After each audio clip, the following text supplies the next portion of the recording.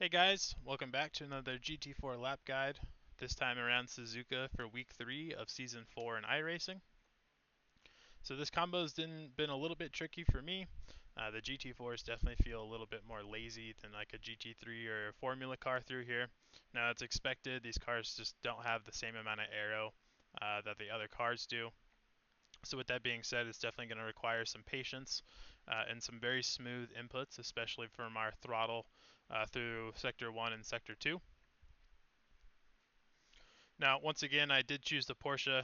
That is just my choice of car. Now, the lap guide is going to be pretty similar for all the other GT4s, minus the nuances. The BMW is a little bit more twitchy.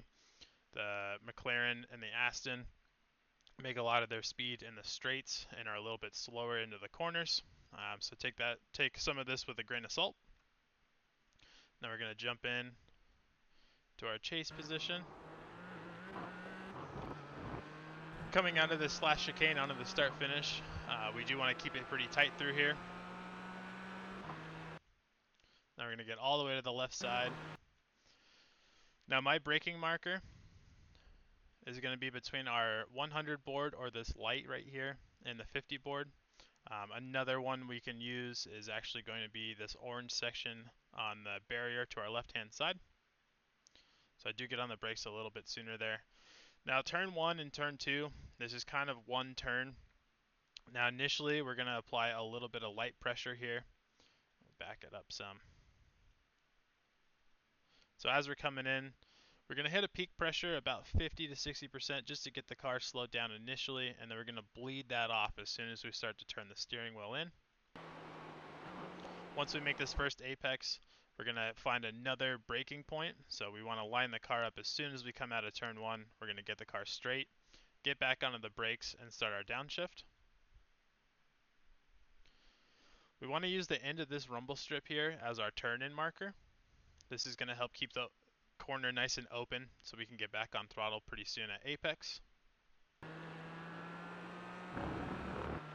And then starting off in the S's, in the Porsche I am in 4th gear. You can take quite a bit of curbing here. Now as we transition and the car starts to turn right, we're going to use a little bit of brake pressure just to help set the weight on the front of the car. Now with that being said, we're talking maybe 10 to 15% brake pressure. This is not an actual braking zone. I also am downshifting into 3rd gear here just to help slow the car down. Now we want to keep the track out to about the middle here. If we track out too far, we'll gain some time on exit because we're carrying more speed, but that will compromise our entry into the next left-hander. So we want to kind of keep late apexes through the S's here. That's going to help open up the following corner. Now the one exception is this right-hander here. Because this right-hander is so long, it's really just a sweeper. We're going to keep it tight all the way from entry to exit. Once again, about that middle point of the track for a track out distance. Now on this lap, I didn't use all of the curbing. We can get our left side tires right up on this curbing, and that's going to help keep it a little bit tighter, let us get on throttle a little bit sooner. We can get all the way out to the right side here. As long as we don't touch the grass, the car should be pretty stable. And then coming into the next turn, we're going to brake between that 150 board. Take a little bit of apex curbing. If we take any more than this, if our right side tires are wanting to go over this green patch here, it will throw the car pretty high up in the air. That's going to delay rotation and how soon we can get back on throttle. We can track all the way out to the rumble strips. Now our right side tires are on the right side of our white line. If you go any further over to the left, you do risk getting an incident point, so be careful here. We're going to get on the brakes real early, get the car set up, and then this is another point where if we're jumping the apex curbing too much, that will toss the car too far out to the left on track out and delay rotation and then throttle input once again.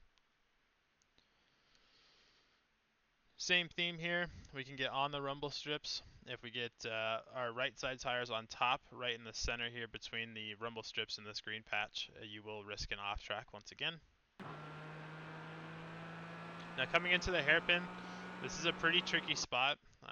There's a high chance for somebody close behind to send it up the inside and try to make a pass happen. With that being said, just keep an eye on your mirror. Of course, we don't want to drive in them, but if there's about 0.4 or less of a gap to the car behind, we might want to take a middle of the track braking zone here, which will require us to brake a little bit sooner. Now, with that being said, the end of the curbing will be my brake marker here. We want to be really patient, get the car slowed down. Going too wide is going to cost us a lot. Now, this is a real big on-camber corner, and it is also slightly going uphill, so we can get on throttle pretty early, even with the steering wheel, as we can see, turned pretty aggressively. Now, as we start to crest this hill and it starts to flatten out, we want to unwind as soon as possible. That's going to let us keep that full throttle position and get down the straight. Now, in the faster cars, the typical line is to kind of be a little bit farther out. If you have a car behind you, that is a good position to be in, but for the sake of GT4s, they just don't make enough speed to be out there. That is not needed, so we can keep it tight, cut the distance out of the corner. Now for this next double apex, it is more or less one corner, and we'll walk through that. Now this concrete strip on the right-hand side here is going to be our brake marker. We do brake a little bit sooner than that, so maybe about 2 car lengths. We'll say 2 to 3. So we want to get on the brakes pretty early, start to turn the car in. We're going to use one downshift in the braking zone, and then we're going to downshift again once we hit the apex to help aid in rotation and slowing the car down. Out here, we're going to use a little bit of maintenance throttle just to keep the car in momentum. And then once again, like turn 2, we're going to use the end of this rumble strip as our turn-in marker. Now this corner is a little bit tricky in itself. Now this entire complex, we're holding one steering angle, and we're going to use our pedals to control where the car is going as far as tracking out or reeling the car back in.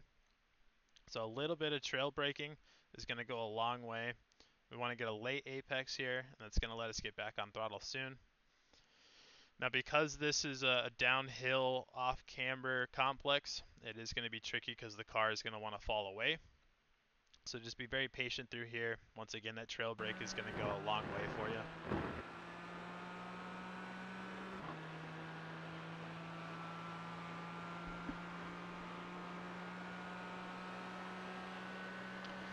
Coming up to the fast kink to the left, between the 100 and the 50 board, we're going to use a little bit of brake pressure and downshift to help get the car rotated. We can get onto the curb and maybe even just a little bit into the grass to get an a middle of the track or middle of the corner apex.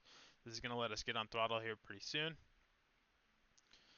Now something to be cautious of, if we get our right side tires on the right side of our rumble strips on track out here, this will tend to suck the car outward. It's not as bad in GT4s as it is in GT3s. In the GT3s, you'll have a likelihood of spinning and not being able to keep the car in control. In the GT4s, it's been pretty stable for me in all the cars. We just want to be mindful that we don't go too far out.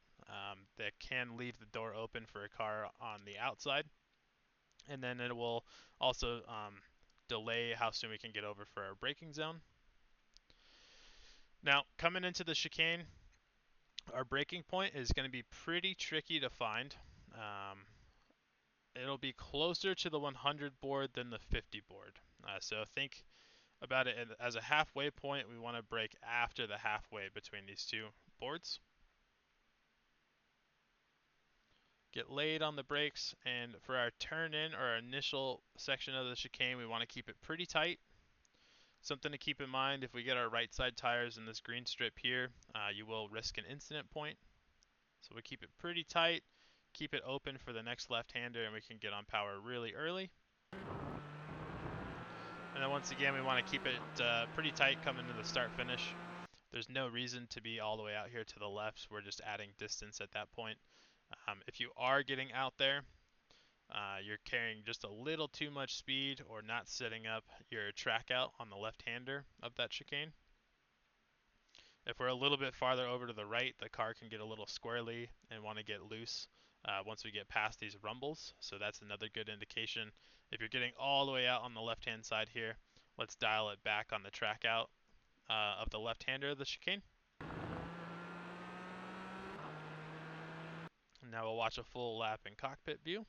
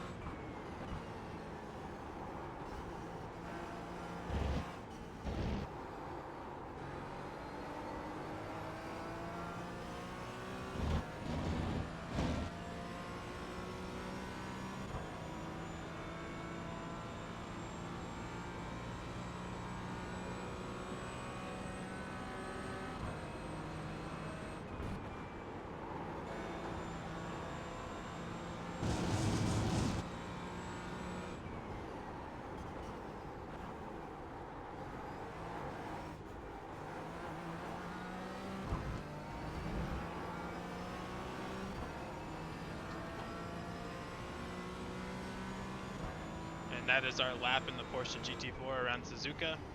So that lap time was a 208.9 on a fixed setup. If you have any questions, feel free to message in the Discord or drop a comment on the YouTube video and we'll get you helped out. As always, best of luck in the officials. We'll see you guys next week.